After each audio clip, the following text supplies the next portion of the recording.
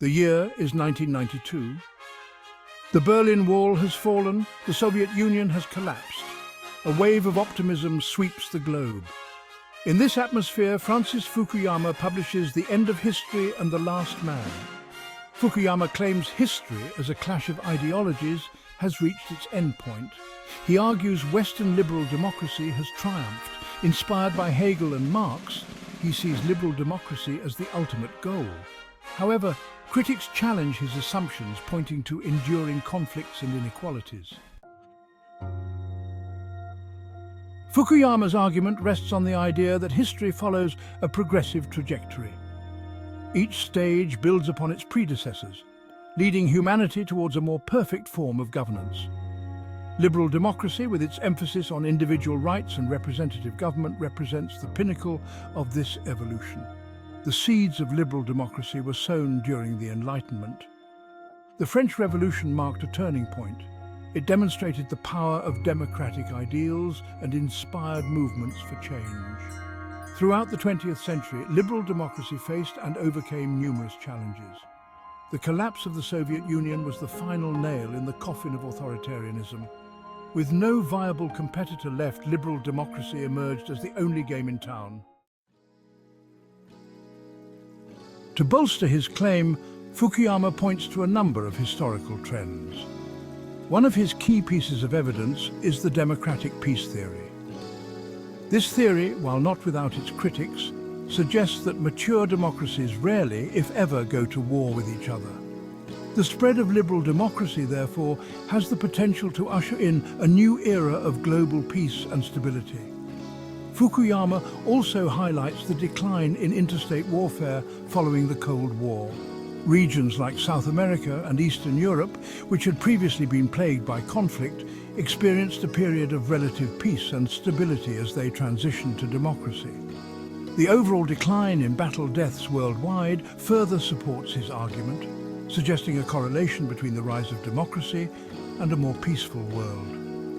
Furthermore, Fukuyama argues that liberal democracy's ability to adapt and reform itself is a testament to its resilience.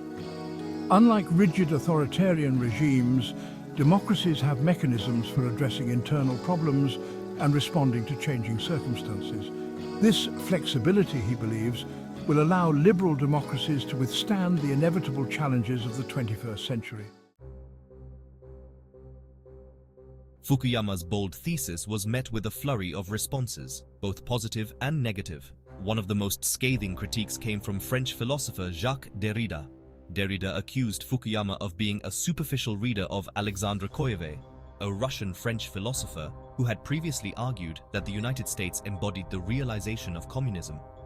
Derrida saw Fukuyama's work as a symptom of a broader anxiety among Western intellectuals about the death of Marx and the triumph of capitalism. He argued that Fukuyama's celebration of Western liberalism ignored the persistence of violence, inequality, and oppression throughout the world. Millions continued to suffer under the weight of poverty, discrimination, and political repression. Furthermore, Derrida criticized Fukuyama's selective use of evidence. He argued that Fukuyama cherry-picked historical data to support his thesis, ignoring inconvenient truths that contradicted his narrative. Derrida saw Fukuyama's End of History as a form of Western triumphalism, a dangerous illusion that masked the ongoing struggles for justice and equality. Section 5. Clashing civilizations. Can Islam coexist? Fukuyama's thesis is criticized for not accounting for the enduring power of cultural and religious identities. Critics argue that ethnic loyalties and religious fundamentalism, especially radical Islam, challenge liberal democracy. Samuel P. Huntington argued that cultural and religious differences would be the primary source of conflict post-Cold War. He identified Islam as a potent force challenging Western values. Huntington believed Islamic civilization was fundamentally incompatible with liberal democracy. Section 6. The Dragon and the Bear Authoritarian Resurgence. The resurgence of authoritarian powers like China and Russia poses another significant challenge to Fukuyama's End of History thesis. China's economic success under a one-party system and Russia's slide towards autocracy under Vladimir Putin suggest that alternative models of governance can be both viable and appealing. Azar Gut, in his article The Return of Authoritarian Great Powers, argues that the success of China and Russia could potentially end the end of history by providing a competing model that challenges the hegemony of liberal democracy.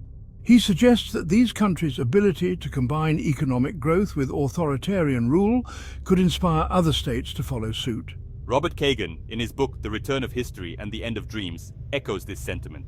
He argues that the post-Cold War era of Western dominance is coming to an end. The rise of China and Russia, he contends, marks a return to a more traditional multipolar world order characterized by competition and conflict. In his later writings, Fukuyama acknowledges that liberal democracies face significant internal challenges that could undermine their stability and long-term viability. He expresses concern about political decay, a process by which corruption, cronyism, and a decline in civic engagement erode democratic institutions from within. Fukuyama argues that the failure of democratic governments to address economic inequality, provide essential public services, and maintain public trust can create fertile ground for populism, nationalism, and other illiberal movements. He points to the rise of Donald Trump in the United States and the success of Brexit in the United Kingdom as examples of how democratic backsliding can occur even in established democracies. He also warns of the dangers posed by the post-fact world, where misinformation, disinformation, and a decline in trust in traditional media outlets make it difficult to maintain a shared understanding of reality.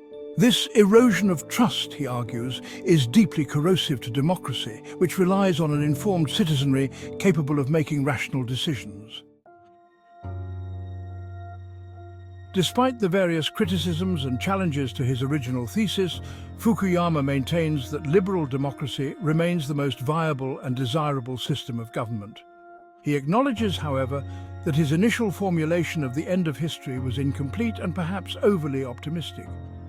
Fukuyama recognizes that the rise of new technologies, particularly in the fields of biotechnology and artificial intelligence, could fundamentally alter the nature of human society and pose new challenges to liberal democracy. He argues that these technological advancements could exacerbate existing inequalities, erode privacy, and create new forms of social control.